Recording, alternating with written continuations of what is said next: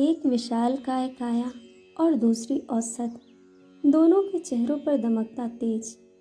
उनके बीच जल रही आग से शरीर और निखरा लग रहा था। विशालकाय सन्यासी ने सामने बैठे युवा से पूछा, तुम आगे क्यों नहीं बढ़ते?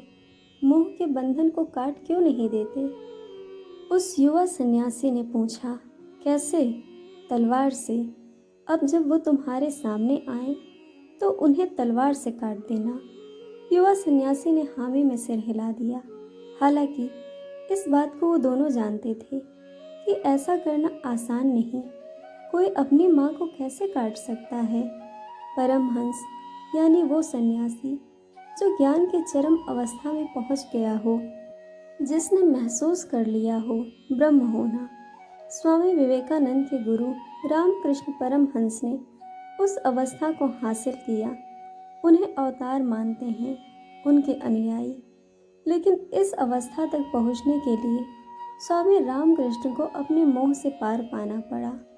उनका सबसे बड़ा मोह माँ काली का मोह। माँ काली से वैसा ही बंधन था रामकृष्ण परमहंस का, जैसा कि एक छोटे बच्चे का होता है अपनी माँ से। वह माता काली को आराध्य नहीं, अपनी माता के रूप में देखते थे। कहते हैं उन्हें दर्शन होते थे माँ काली के। जब भी ऐसा होता तो वह आनंद के सागर में डूब जाते, खो जाते पूरी तरह, दीन दुनिया से बेखबर परम आनंद की स्थिति में पहुंच जाते, जहां सिर्फ वह होते और उनकी काली माँ। लेकिन जब वही माँ गायब हो जाती तो दुखियारी वाली स्थिति हो जाती थी स्वामी रामकृष्ण की। तब उनका दुख किसी अबोध बच्चे जैसा होता जिसकी माँ उसे छोड़कर चली गई है।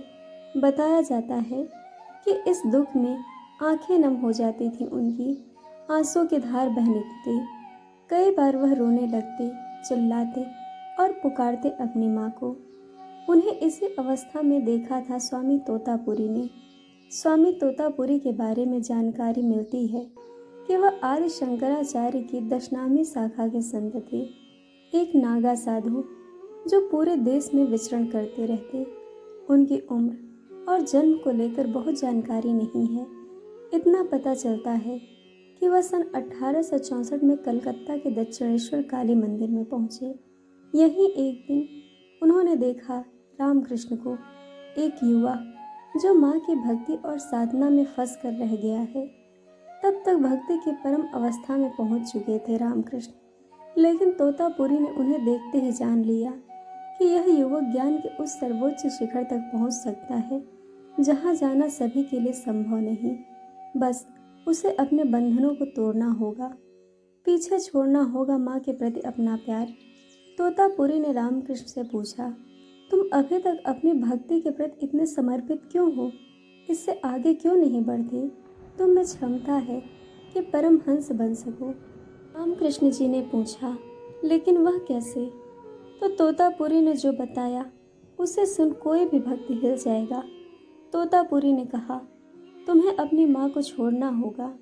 रामकृष्ण इसके लिए राजी नहीं हुए। उनके लिए तो काली माँ ही सब कुछ थी, उन्हें कैसे छोड़ देते वह। लेकिन तोतापुरी ने समझाया कि अभी उनकी भक्ति केवल उनकी भावनाओं को बढ़ा रही है, उनकी चेतना जागृत नहीं हो रही।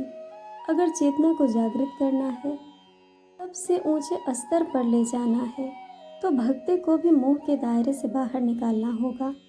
तोतापुरी की धीर गंभीर बातों ने असर किया रामकृष्ण पर। वह राजी हो गए, लेकिन अब सवाल था कि कैसे, किस तरह काटा जाए मोह का बंधन। तोतापुरी ने हल सुझाया, अगले बार जब माँ काली तुम्हारे सामने आए तो उन पर तलवार से वार करना। इस बात से बुरी तरह चौंका दिया रामकृष्ण परमहंस को, लेकिन तोतापुरी की बात मानते हुए उन्होंने पूछा, मैं तलवार कहाँ से लाऊंगा? जहाँ से काली माँ की छवि लाते हो। जब तुम पूरी माँ की छवि को गढ़ सकते हो तो तलवार क्या बड़ी चीज़ है? तोतापुरी की बात मान ली रामकृष्ण ने, अपनी माँ को बुलाने लगे। माँ आई, लेकिन यह क्या? रामकृष्ण तो फिर से मगन हो गए, भूल गए कि सन्यासी ने क्या कहा है। उनसे एक बच्चे की तरह माँ को देखने, हंसने, खिलखिलाने लगे।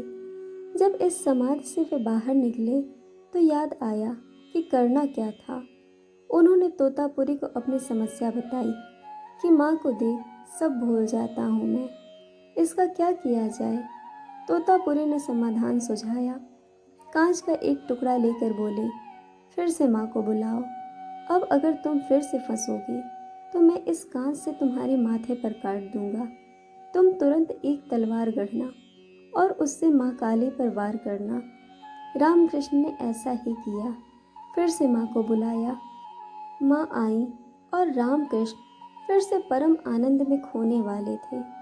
तभी तोतापुरी ने कांच से उनके माथे पर एक गहरा घाव कर दिया। रामकृष्ण अचानक मानो नींद से जागे हों। उन्हें याद आ गया कि करना क्या है। उन्होंने तुरंत एक तलवार बनाई और वार कर दिया काली माँ पर। कहते हैं यही वो क्षण था जब रामकृष्ण परमहंस मोह के बंधन से हकीकत में बाहर निकले। वह बाहर निकले माँ के आश्रय से और एक नई आध्यात्मिक ऊंचाई हासिल की। दोस्तों, आपको कहानी कैसी लगी यह हमें कमेंट करके ज़रूर बताइएगा और चैनल को सब्सक्राइब, वीडियो को लाइक शेयर करना बिल्कुल मत भूलिएगा। वीडियो देखने के लिए आप सभी का बहुत बहुत धन्यवाद। जल्द मिलेंगे एक और नई कहानी के साथ।